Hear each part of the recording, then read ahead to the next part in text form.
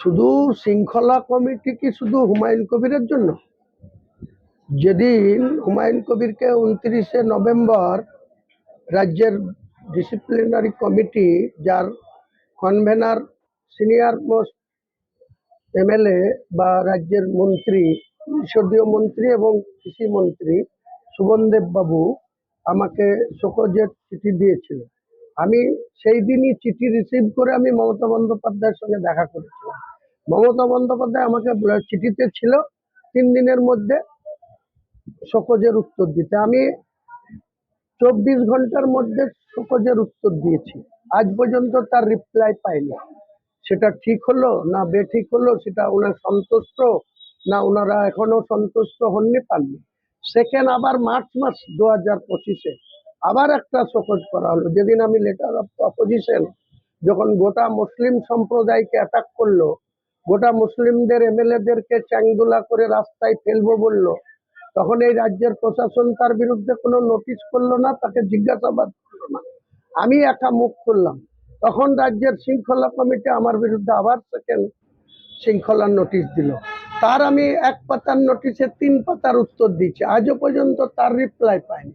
আবার জুন মাস 2025 আমাকে সতর্কীকরণ, 3 পাতার সতর্কীকরণ, ওয়ার্নিং ইংরেজিতে, বাংলায় যেটা সতর্কীকরণ নোটিশ দেওয়া হচ্ছে, যে তুমি সাবধান হয়ে যাও, তুমি এইভাবে মুখ খুলো না।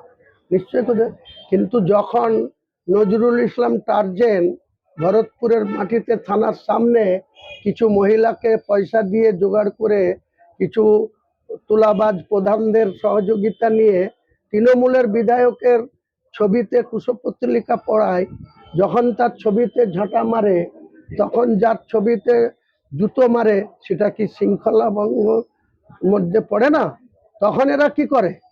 তারপরে এই যে ভোটের নিরিখে কাঁদি পৌরসভা, বড় বড় নেতা দেখলাম, অনেক বড় বড় নেতা, অনেক বড় বড় বাণী, সতর্ক বাণী, এবং আমাকে বহিষ্কার করার জন্য তিনি রাজ্য নেতৃত্বর কাছে সুপারিশ করছেন, ওপেন চ্যালেঞ্জ করে, যে একে দল থেকে ছেটে দেওয়া হোক, বহিষ্কার করে দেওয়া হোক। কারণ তাদের যারা নেতা, তাদের তাহলে এমনি লুটে খাচ্ছে, আরো লুটাটা অনেক সহজ হয়ে যাবে। কারণ হুমায়ুন কবিরই তো বাধা, আর তো কেউ বাধা দেওয়ার লোক নাই এই জেলায়।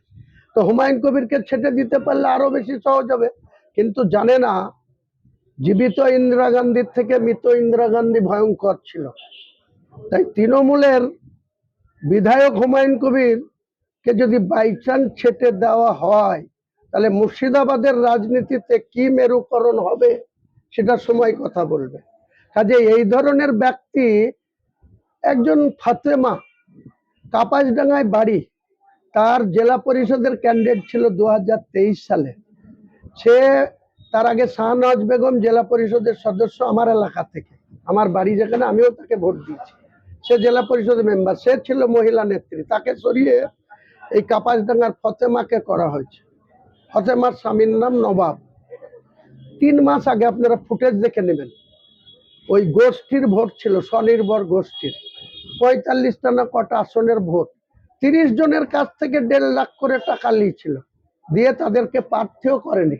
তাদের স্বামীরা, তারা ওকেও ধরে লেকড়িছে, আর ওর বরকেও ধরে আচ্ছা করে ঠুসে দিয়ে, ফাটি ফুটি দিয়ে 14 দিন কলকাতায় ভর্তি ছিল। সে বলছে হুমায়ুন কবিরের সাথে পাঙ্গা লড়বো। আবার ভোটের নিরিখে কাঁদি পৌরসভা কত নম্বরে আছে আপনারা ভালো জানেন, কাঁদিতে বসবাস করেন, থাকেন। রবি ভাইকে বলছি একটু তথ্যটা প্রকাশ করতে, ভালো করে সৎ সাহস নিয়ে মেরুদণ্ড সোজা করে একটু তথ্যটা প্রকাশ করুন। তারা আমাদের নেতৃত্ব দেবে, এবার ঔদ্ধত্য কথা বলবে। তারা হুমায়ুন কবিরকে বের করে দিলে খুব দল ভালো চলবে, তা বেরটা করে দেখ। আমি তো আগেও বলেছি, আবার বলছি, আমি অন্যায় করিনি, অন্যায়ের সঙ্গে কম্প্রোমাইজ করব না। যারা লুটের করে খাচ্ছে, ওই আর একজন চোর, যার বিরুদ্ধে 17টা মামলা আছে, একটা চোর মাহে আলম, সে আমাকে উপদেশ দিচ্ছে। সে আবার বলছে আমি হুমায়ুন কবিরকে খুব ভালোবাসতাম, এখন হুমায়ুন কবির যা করছে আমাদের দলের ক্ষতি করে দিচ্ছে, কাজেই তাকে খাতির করব না। আরে হুমায়ুন কবির দলের ক্ষতিও করতে পারে, দলকে জিতাতেও পারে। তা তোরা কোন কাজটা করতে পারিস? ওই বালির ঘাট থেকে ডেলি টাকা তুলতে পারিস, এর বেশি তো তোদের কোনো ক্রেডিট নাই। বালির ঘাট থেকে তুলে থানার ওসি, তুই জেলা সভাপতির কাছে কত করে ভাগ পাঠাস, হুমায়ুন কবির যেদিন বিরোধীতে যাবে না, তখন একবারে রেকর্ড মাইক ধরবো, তা 1 ঘন্টা 30 মিনিট করে পুরো নাম ধরে ধরে কে কত লেভেলের চোর, কে কত তুলাবাজ, যখন ফাঁস করব ভোট এমনি দিয়ে দেবে। আমি এমনি বলেছি তো যে এই 5 জন নেতা, শ্রীমান অপূর্ব সরকার, শ্রীমান বিশ্বদেব কর্মকার, যার বুথে 64টা ভোট পেয়েছে, সে আবার জেলার যুব সভাপতি। এই আমাদের আনারুল ইসলাম ছিল, তার বুথে কত ভোট পেয়েছিল 21-এ, দেখে নেন। আর সে 22-এ পৌরসভা নির্বাচনে পুলিশের সহায়তায় 28টা সিটের ভিতরে 22টা জিতেছে, আর 6টা কংগ্রেস জিতেছে। 6টা কাউন্সিলরওয়ালা ভোট পাচ্ছে 44,700, আর 28টা কাউন্সিলর ভোট পাচ্ছে 12,900। তারা আমাদেরকে নেতৃত্ব দেবে, তারা আমাকে উপদেশ দিবে। হুমায়ুন কবিরের এখনো অত অভাগা হয়নি, অত দৈন্যদশা হয়নি যে এই সমস্ত ভুঁইফোড় নেতাদের নির্দেশ আমাকে মানতে হবে। তা শৃঙ্খলা কমিটিকে আমি চ্যালেঞ্জ করব না, কারণ ওনারা অনেক সুপার পাওয়ার জায়গায় আছে, রাজ্যের মুখ্যমন্ত্রীর ঘনিষ্ঠ বৃত্তে আছে, তারা আমার বিরুদ্ধে ব্যবস্থা নিতেই পারে। কিন্তু শৃঙ্খলা তো কাঁদির টাউন কংগ্রেসও ভঙ্গ করেছে, মহিলা নেত্রীও ভঙ্গ করেছে, যুব সভাপতিও ভঙ্গ করেছে, ডোমকলের যাদেরকে ওই পা চাটতে নিত না জাফিকুল, সে তো কবরে চলে গেছে, যাদেরকে পা চাটতেও কাছে ভিড়তে দিত না, তারা আবার এখন জাফিকুলের অবর্তমানে তারা হুমায়ুন কবিরকে চ্যালেঞ্জ করছে। হুমায়ুন কবির যেদিন ডোমকলে যাবে, এসব নেতারা পা চাটিও পার পাবে না। কোথায় পালাবে? ডোমকলের কুশোবড়িয়া ঘাট পার হবে। আমি জানি কাঁদিতে যেদিন যাব, যে মাতব্বরের পাওয়ারে এত করছে, মাতব্বরকে যেদিন ঘিরবো, কাঁদির কত লোকের সাথে কিভাবে টর্চারিং করছে সব এভিডেন্স নিয়ে যাব। তখন রাজ্য যখন এটা দেখবে না, আপনারা যখন লাইভ দেখাবেন, তখন মুখ্যমন্ত্রী দেখবে ওরে বাবারে, তাড়াতাড়ি একে সরিয়ে আবার গ্যারেজ করে দিই। হ্যাঁ, এই টাকা তোলার জায়গা থেকে আপনি গ্যারেজ করে দিতে, আমার হারানোর কিছু নাই। আমি হুমায়ুন কবির এমএলএ হয়ে জন্মাইনি, এমএলএ হয়ে মরতে হবে এমন কোনো দস্তখত কাউকে লিখে দিইনি। এমপি হতে হবে হয়তো আরো কোনো স্বপ্ন নাই। মন্ত্রী একবার নিজে নেত্রী করেছিল, আমি বলিও নি করেছিল, হয়েছিলাম। 5 মাস 28 দিন ছিলাম, 2 দিন বাকি থাকতেই রিজাইন করে দিয়েছিলাম। তো এইসব আমাকে দেখি লাভ নাই যে হুমায়ুন কবিরকে লালচ দেখাবো, হুমায়ুন কবির লালসে যা বলবো তাই শুনবে। হুমায়ুন কবির এইভাবে জীবনযাপন করেন। হুমায়ুন কবিরের পিতা মারা গেছে 2007 সালের 7ই ডিসেম্বর। বেঁচে থাকা পর্যন্ত 88 বছর বয়সে আমি আমার পিতা হলেও ছাড়িনি। অন্যায় করেছে, তার বিরোধিতা করেছি।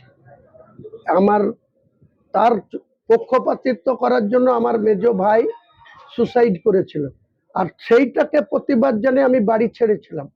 1982 সালে যখন দলে ঢুকেছি, 82 সালে বাড়ি ছেড়েছিলাম, 92 সাল পর্যন্ত 10 বছর বাড়ি ঢুকিনি।